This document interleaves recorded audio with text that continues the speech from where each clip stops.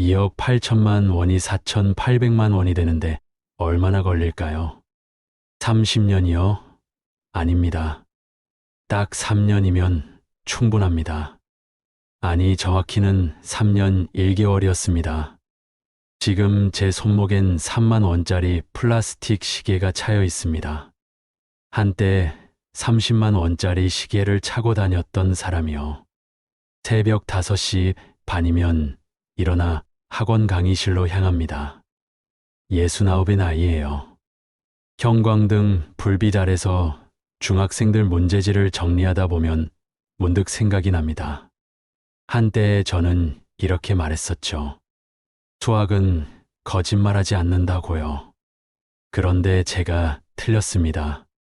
수학은 거짓말을 안 하지만 수학으로 세상을 다 계산할 수는 없더군요. 특히 투자는요. 스마트폰 화면에 잠깐 떴다가 사라진 알림. 리플 3,500원 돌파. 그 단어만 봐도 가슴이 무겁습니다. 만약 그때 팔지 않고 버텼다면 지금쯤 6억 8천만 원을 손에 쥐고 있었을 겁니다. 하지만 전 후회하지 않습니다. 이제 어디서부터 잘못됐는지 말해보려 합니다. 저는 최승원입니다. 28년간 고등학교에서 수학을 가르쳤습니다. 학생들은 제 수업을 좋아했어요. 최쌤, 수업은 깔끔하다 고들했죠. 칠판에 적는 수식에는 오차가 없었습니다. 증명 과정도 명확했고요. 성실하게 살았습니다. 개근상도 받았고 모범교사상도 받았어요. 졸업한 제자들이 스승의 날이면 꼭 찾아왔습니다. 선생님, 덕분에 수학 재밌었어요 라는 말을 들을 때마다 뿌듯했죠. 28년을 한 곳에서 한 가지 일만 하며 살았습니다. 그게 제 자랑이었어요. 2017년 8월 정년퇴직을 했습니다. 61였죠. 퇴직금과 그동안 모아둔 적금을 합치니 딱 2억 8천만 원이었습니다. 30년 교직 생활의 결과물이었어요. 통장 잔고를 확인하던 그날 아내와 함께 소파에 앉아 있었습니다. 여보, 이제 좀 편하게 살 수 있겠네요. 아내가 웃으며 말했죠. 딸아이는 이미 결혼해서 대학병원에서 간호사로 일하고 있었어요. 사위도 작은 인테리어 업체를 운영하며 성실하게 살고 있었고요. 손주들도 둘이나 있었습니다. 모든 게 안정적이었어요. 이제 아내와 여행이나 다니면서 여유롭게 살 수 있을 거라 생각했습니다.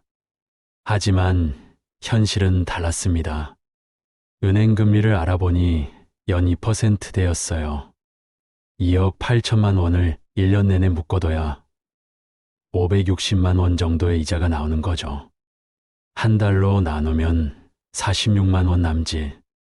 이걸로 어떻게 살아요? 아내가 한숨을 쉬었습니다. 저도 답답했어요. 앞으로 20년, 30년을 더 살아야 하는데 물가는 계속 오르고 있었거든요. 주식은 잘 몰랐습니다. 부동산은 이미 늦었다는 생각이 들었고요. 뭔가 새로운 돌파구가 필요했어요.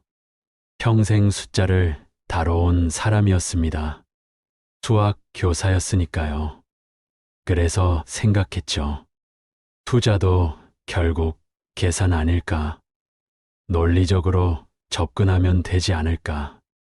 그렇게 저는 새로운 세계에 발을 들여놓기 시작했습니다. 2017년 11월 어느 토요일이었습니다. 퇴직 교사 모임이 있었어요. 동료들이 모여 연금 이야기, 건강보험 이야기를 하고 있을 때 저는 노트북을 펼쳤습니다. 여러분, 제가 최근에 연구한 게 있습니다. 다들 고개를 돌렸죠. 화이트보드에 차트를 그렸습니다. 지수함수, 곡선이었어요. 이건 이플이라는 암호화폐의 가격 추이입니다. 보세요. 수학적으로 명확한 상승 패턴이 보이죠? 손가락으로 그래프를 짚어가며 설명했습니다. 이건 단순한 투기가 아닙니다. 논리적으로 분석 가능한 투자예요. 리플은 그때 개당 300원대였습니다. 국제송금 시스템을 혁신한다는 암호화폐였죠. 일본 SBI 그룹이 실험에 들어갔고 여러 은행들이 관심을 보이고 있다는 뉴스가 나오고 있었어요. 비트코인은 이미 수백만 원대였지만 리플은 저렴했습니다. 실용성도 있고 가격도 합리적이에요. 동료 몇몇이 관심을 보였습니다. 최 선생, 확실한 거요? 숫자는 거짓말하지 않습니다. 저는 자신 있게 대답했어요. 그 무렵 과거에 제가 가르쳤던 제자 하나가 찾아왔습니다. 지금은 IT 스타트업에서 일한다는 아이였어요. 선생님, 요즘 암호화폐 하신다면서요? 응, 연구 중이야. 선생님, 암호화폐는 수학이 아니라 심리 게임입니다. 지금 너무 과열됐어요. 위험해요. 저는 웃으며 말했습니다. 자네는 아직 숫자의 본질을 모르는구나. 시장은 결국 한미로 수렴해. 단기적인 변동성은 있겠지만 장기적으로 보면 가치는 제자리를 찾게 돼 있어.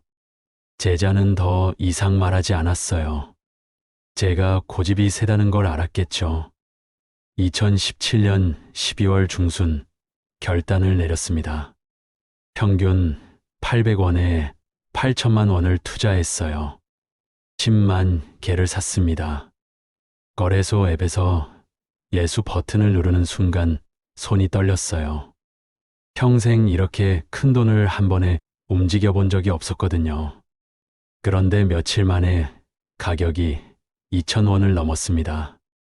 그리고 3,000원을 돌파했어요. 12월 30일 가격을 확인했을 때 놀라서 소리를 질렀습니다.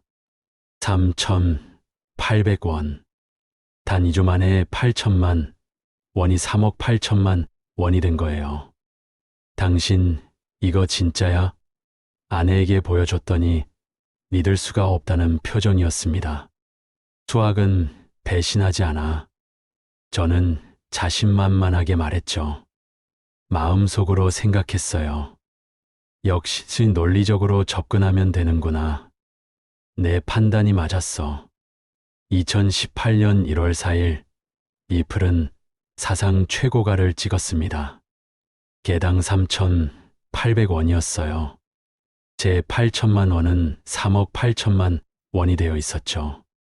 떨리는 손으로 계산기를 두드렸습니다. 평생 교직 생활을 해도 벌 수 없는 돈이었어요. 고민이 됐습니다. 여기서 팔까? 아니면 더 기다릴까? 차트를 봤어요. 상승세는 계속될 것 같았습니다. 그리고 생각했죠. 아직 2억 원이 통장에 남아있잖아. 이것도 넣으면 어떨까? 결국 결정을 내렸습니다. 나머지 2억 원 전부를 투입했어요. 1월 중순 평균 3,500원에 추가 매수를 했습니다. 28,500개를 더 샀죠. 총 12만 8,500개가 됐어요. 이제 제 전 재산이 리플이었습니다. 그런데 그때부터 분위기가 이상해지기 시작했어요. 1월 중순부터 가격이 떨어지기 시작한 겁니다. 2,800원, 1,800원, 1,400원. 뉴스에는 암호화폐 규제 이야기가 나오기 시작했어요. 하지만 저는 확신했습니다. 조정이야. 수학적으로 이 지지선은 절대 안 깨져.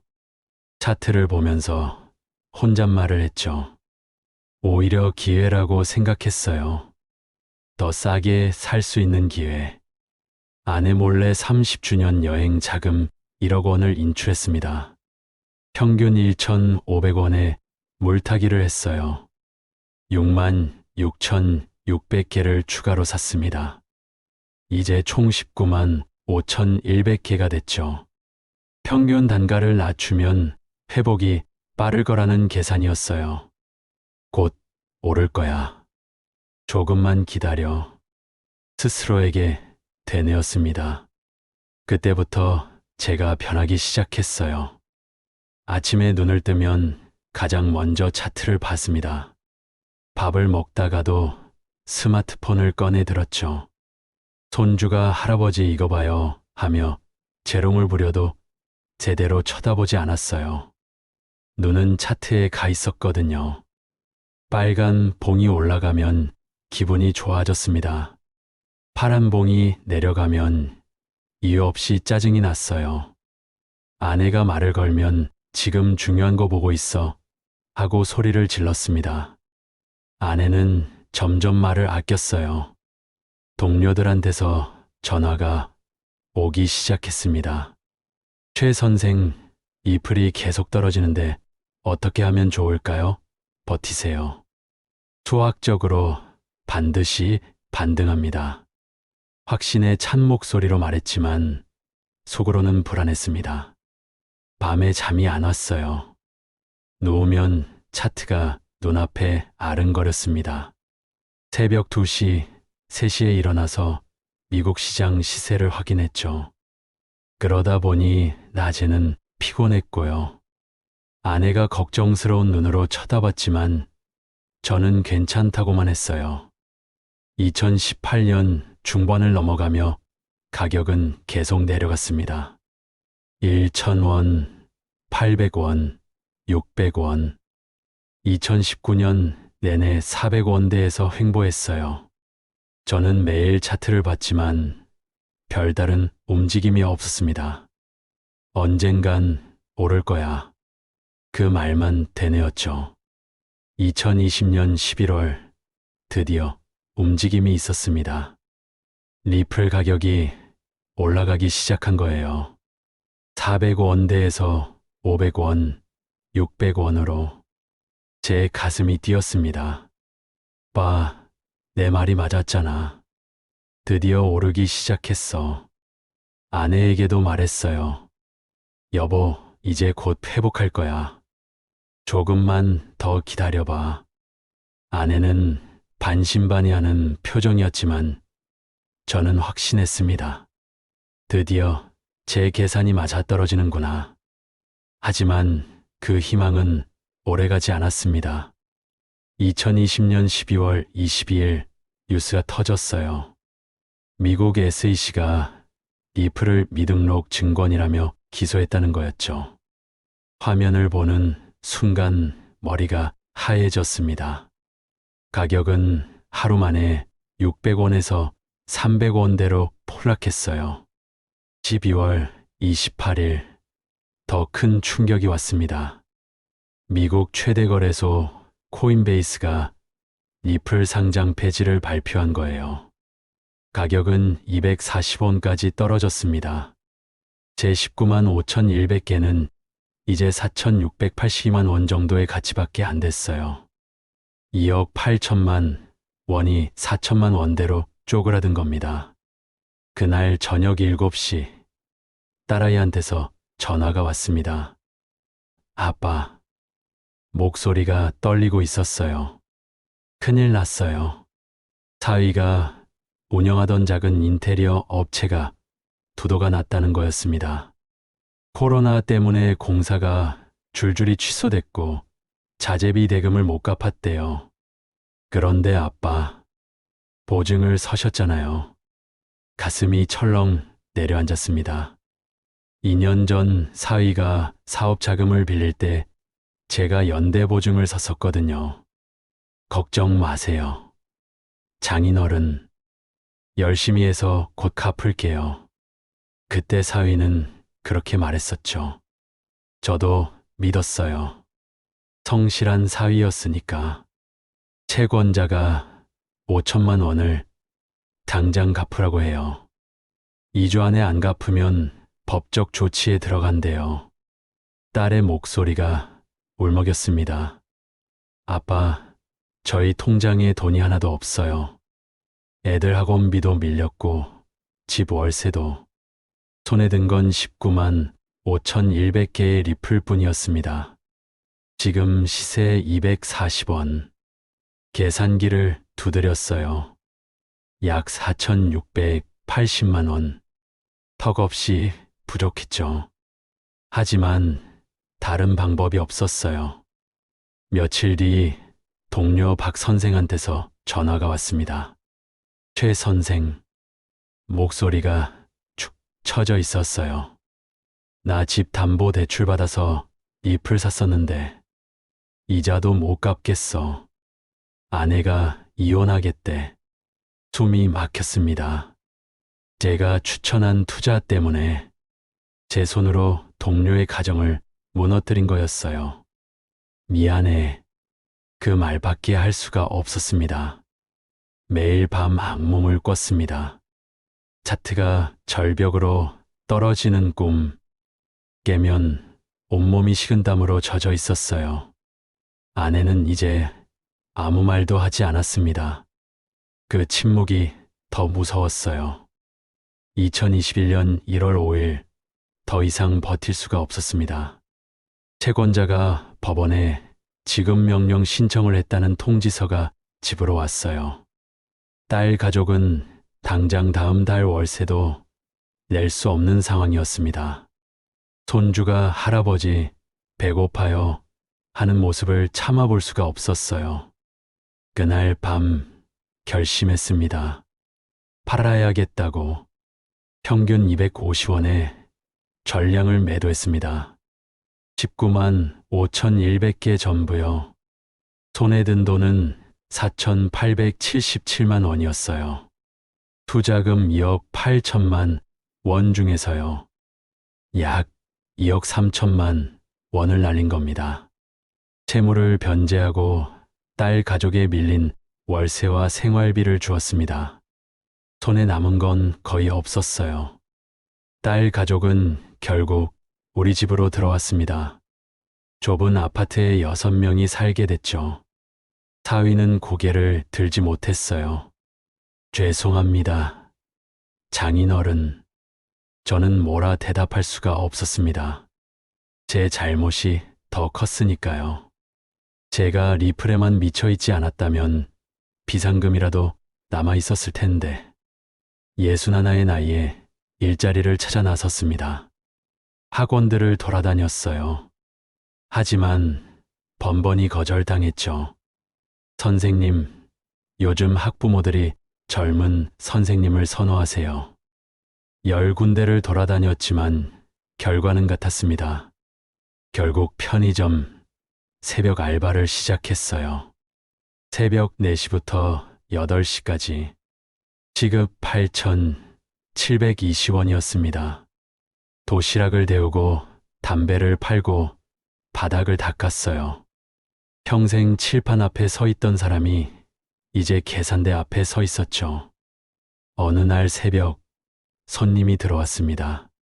고개를 드는 순간 얼어붙었어요. 과거에 제가 가르쳤던 제자였습니다. 그 아이도 저를 알아봤죠. 선생님? 요즘 여기서 일한다. 애써 웃었어요.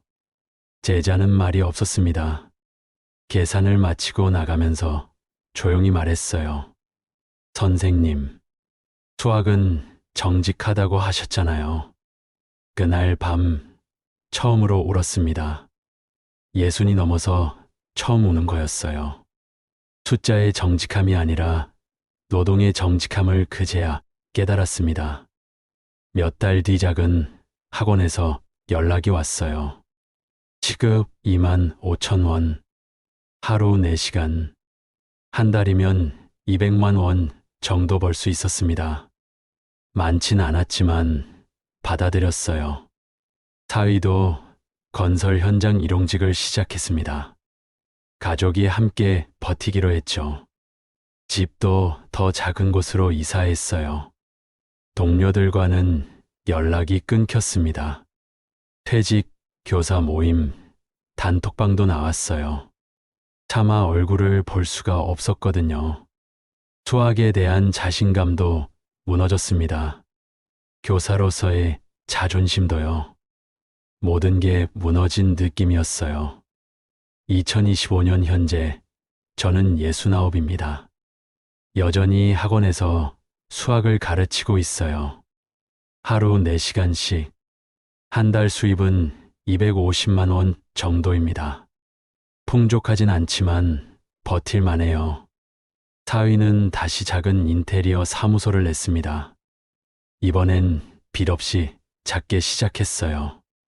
딸도 직장에 복직했고요. 손주들은 무럭무럭 자라고 있습니다.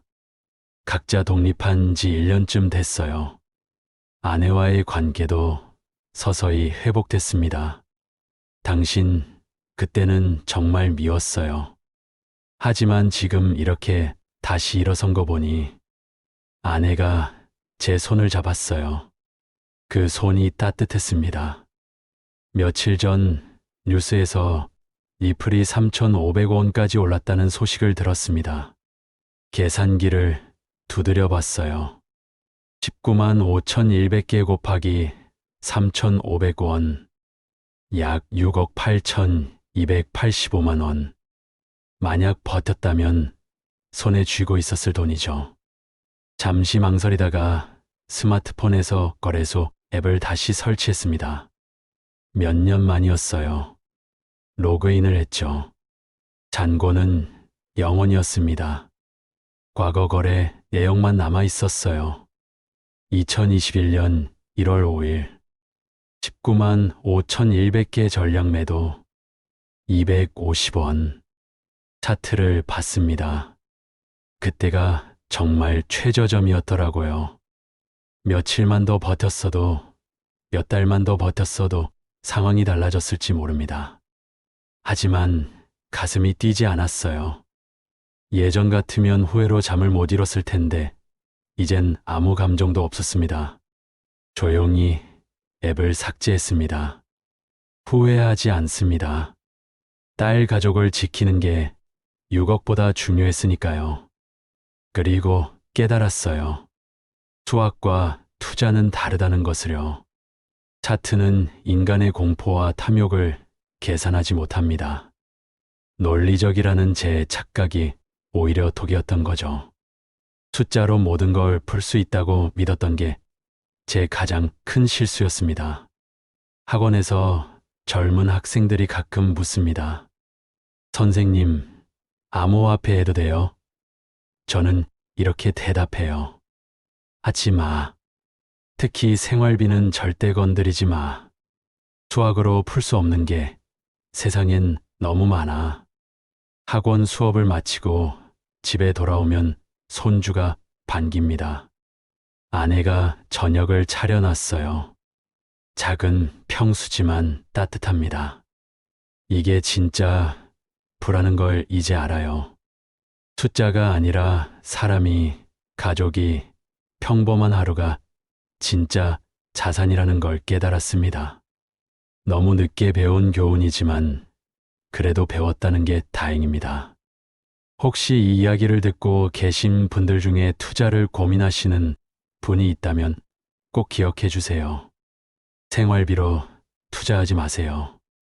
욕심을 부리지 마세요. 그리고 무엇보다 가족과 건강이 가장 큰 자산이라는 걸 잊지 마세요. 저는 6억을 날렸지만 더 귀한 걸 배웠습니다. 평범한 행복이 진짜 성공이라는 것을요. 이 글이 재미있으셨거나 재미없으셨다면 구독과 좋아요, 알림 설정 부탁드립니다.